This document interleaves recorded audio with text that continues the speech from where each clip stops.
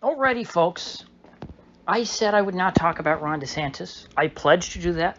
He's had enough attention this week from me as well as everyone else online. So I'm not going to talk about him.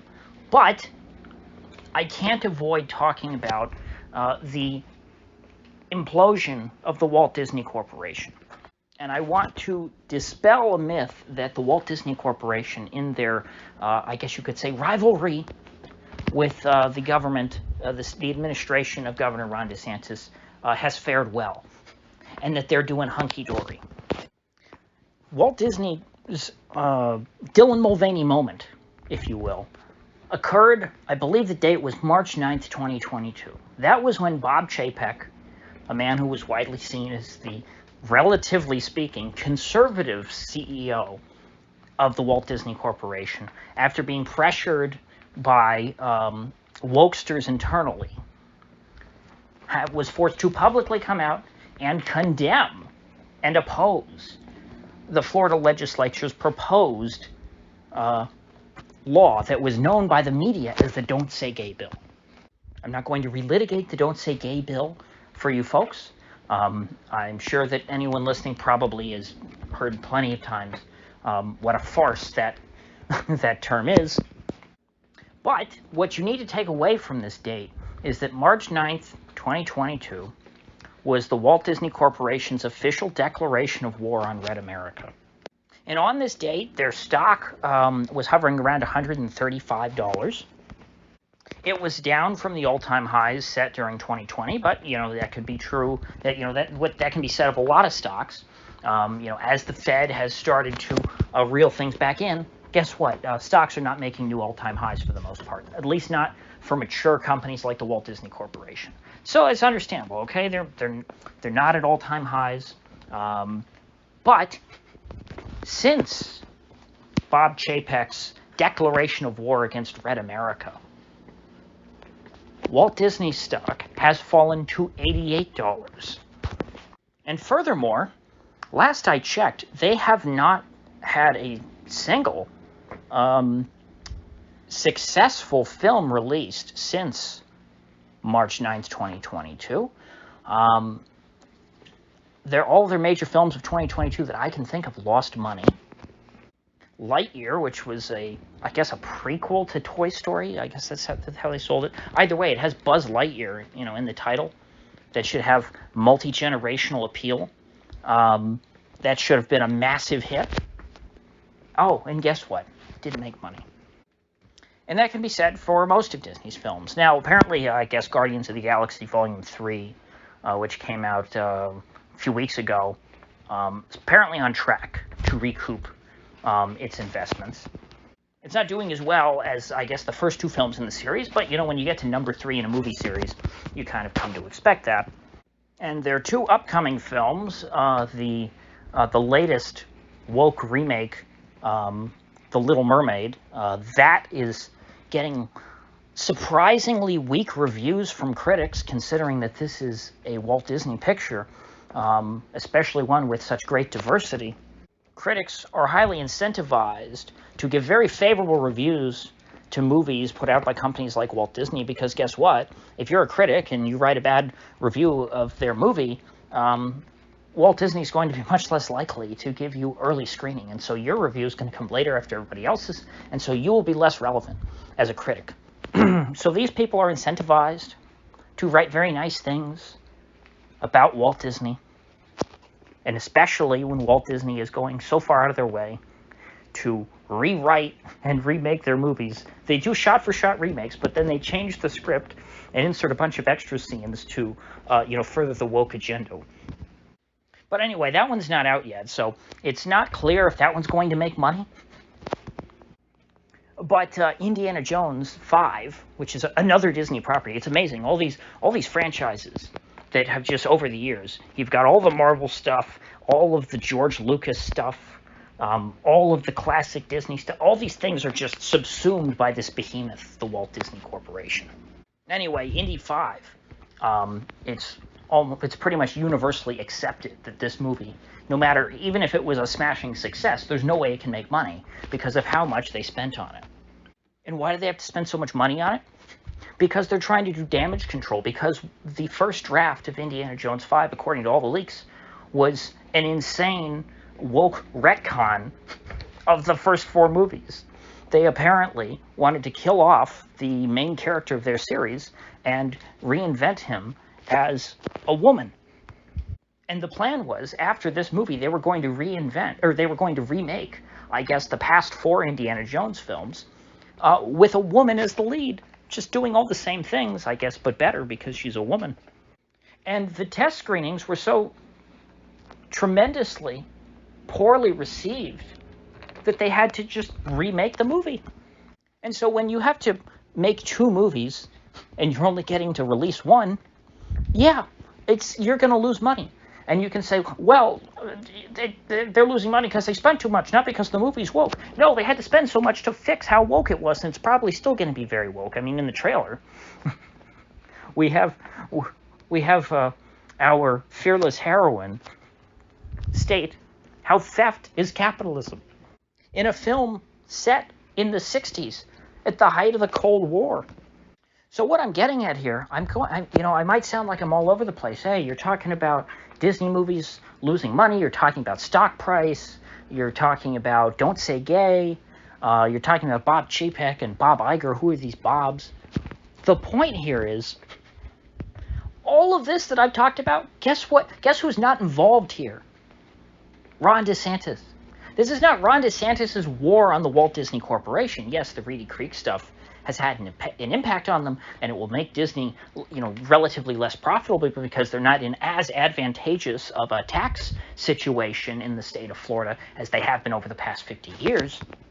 But 95% of this stuff these are all self-inflicted wounds, including the antagonization of, or the antagonism? Antipathy? I'm not sure what the right word is. I'm at a loss for words. Write down the timestamp. Anyway, on their most recent earnings call, what was revealed to their shareholders and to the public is that the only division of the Walt Disney Corporation that is making a profit on net are the theme parks. That's it. The theme parks are having to subsidize every other disaster that they've created for themselves. All the films, all of the low production value, high budget streaming content, the impending purchase of Hulu, which I haven't even got into. I mean, that's a whole another can of worms. That's potentially, that's going to have a price tag in the tens of billions. We talk about them losing maybe $300 million on a movie here or there. How about having to shell out tens of billions of dollars for a streaming service, which is only as valuable as it is because it's receiving new content from multiple different publishers and different companies, whether it be Walt Disney or NBC Universal. These are 2 massive behemoths that have own all these different studios that are adding that add new content to Hulu.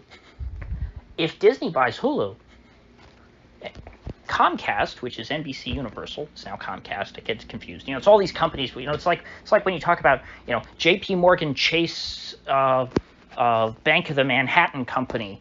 You think of all the banks that make up J.P. Morgan Chase that are in there. When you think of I think First Republic is now also a part of J.P. Morgan Chase, isn't that the anyway? I don't want to get off topic, but these megacorps. There's so many corporations that are lumped together. They're like the Borg. If Disney buys Hulu, you're not going to have Comcast putting all the their streaming content onto Hulu anymore. So it's not Hulu's only going to have new content from Disney, and all the new content from Disney is bombing. And so if Disney is forced to buy Hulu, which apparently the terms of the agreement, they're going to be forced to buy it at some price. We just don't know what price. I'm not sure why. I would think that the puts would have some kind of strike price, but apparently Comcast is holding on to puts that expire next year that were written by the Walt Disney Corporation, which if exercised, which they certainly will be before expiration, Disney's going to be forced to buy Comcast their 1/3 share of Hulu. And then new content from them, it's going to dry up. And Hulu is going to rapidly lose value because people are going to are going to flee the service because they're not going to be interested in the new Disney content. Even if Disney's able to negotiate a deal to get the existing content that's on Hulu to stay there in perpetuity somehow, or at least for a few years, as new content comes out elsewhere that people are more interested in than whatever woke shovelware Disney is excreting onto that platform. They want to try and merge their own failing streaming service, Disney Plus, with Hulu because Hulu is doing better. In order to save it, they're just going to end up sinking Hulu because now the face of Hulu will become, The Mandalorian Season 3. Laughable garbage television that people are not interested in watching. And how are they going to pay to buy out Comcast? Are they going to have to sell off their own assets? I mean, this if you look at it as a percentage of their market cap, what they might have to pay, Disney as a company, I think, is worth somewhere in the neighborhood of like the between 150 and 200 billion dollars. So what are they going to do? Are they going to issue more stock? Are they going to sell more stock and push their stock price down even further? And piss on their own shareholders just so that they can buy Hulu, which will certainly lose value once they take possession of it almost immediately. None of these issues have to do with Ron DeSantis. So you don't have to, if you want to attack DeSantis and say, oh, well, he's a bad candidate, you don't have to prop up Disney and talk about how Disney's winning. Disney's not winning. This company's not doing well. If you want to accuse DeSantis of anything, it's kicking them while they're down. You want to talk about Disney not moving 1,000 or 2,000 woke California employees to Florida and saying, oh my gosh, this is terrible for Florida. Trump influencers. No, that's a good thing for Florida to have less, lefty voters. Okay, so that's a good thing for Florida that these people are not coming here. And two, it's not Disney, pissing on Florida. It's Disney saying, we can't move these people here because these people who they were going to move to Florida to start working here were supposed to be working on coming up with new ideas to revitalize and expand the Walt Disney World theme parks. The fact that they're not bringing them here is an indicator that they do not have the same plans now to expand and revamp these parks. They're not going to be able to innovate. They're not going to be able to expand because they don't have money to invest into the parks because the parks are having to subsidize the whole rest of the company. They have to just keep extracting whatever profits they're able to churn out of these parks. They're squeezing them like an orange, if you will, in Orange County. This is now the third time. It seems to be something like a 40-year cycle, peak to trough, that the Walt Disney Corporation goes through. And this is just coming to me now. I hadn't thought about this before, but going into World War II in the 40s, Walt Disney was on the verge of bankruptcy. Things were not going well, and then they were able to make a bunch of money, using their studios to make, army films and stuff like that, and instructional videos and all sorts of other stuff. Their film sets and studios were put to use doing that, and the federal government was able to subsidize Walt Disney, and that injected a bunch of money, and that recuperated their business, and then they were pretty good. They were doing well, but by the 80s, so we got 40 years later in the 80s, things are doing terrible. They start churning out these animated films that seem tired and are bombing. I think the one in particular was like in '83. It was a sequel to Peter Pan, maybe, or something like that. I think it was something related to Peter Pan. It wasn't called Peter Pan. It was called something else. I was never a Disney fan growing up, so if this is something, you children of the 80s are screaming it at me, I'm sorry, I don't. This is not my culture. But anyway, 40 years later, they're down in the dumps. They might go out of business again. Walt Disney just seems like a relic of the past. And then they make, gee, what was the name of that movie that jump-started Disney's revitalization? Oh yeah, it was The Little Mermaid, the exact movie that they are cannibalizing this very Memorial Day weekend. How symbolic. And that was in the late 80s. And then now here we are, 40 years later, thereabouts, 35 years later. And guess what? The Walt Disney Corporation is dying. They're withering on the vine. And so they seem to be caught in this 40-year cycle. Now, will they make it out this time? Will there be some kind of revitalization? Will the wokeness be purged from the Walt Disney Corporation? Or will the corporation itself go bankrupt and their assets be auctioned off and divided, between, whoever the highest bidder is on each property? And then, for decades to come, whoever buys the rights to all these films will make a killing off of the streaming rights and Blu-ray sales for films like the original Little Mermaid, or whatever the 80s one. I'm sure there's been lots of Little Mermaid movies, and off of Aladdin and Star Wars and whatever else they own. Hell, even Willow. I've never seen Willow. I hear it's very good. Or will the shareholders come to their senses and purge the board and elect people who are interested in making money, not making a point? So again, I emphasize, all of this today, the story here is not Desantis versus Bob Iger. Remember, it started under Bob Chapek, the decline.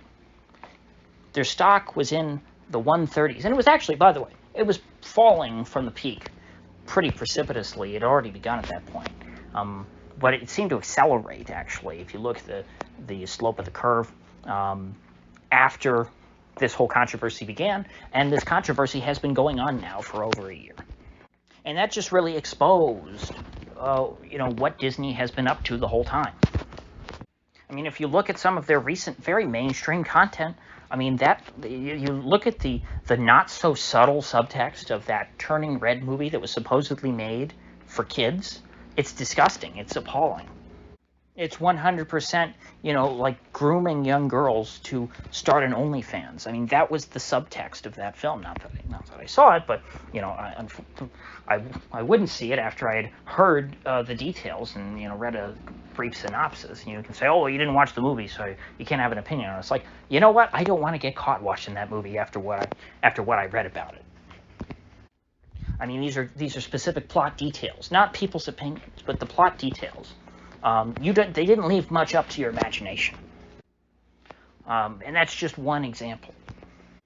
You had homosexuality in the Buzz Lightyear movie. You've got Indiana Jones as a pathetic old man. Hell, before that, you had Luke Skywalker as a pathetic old man.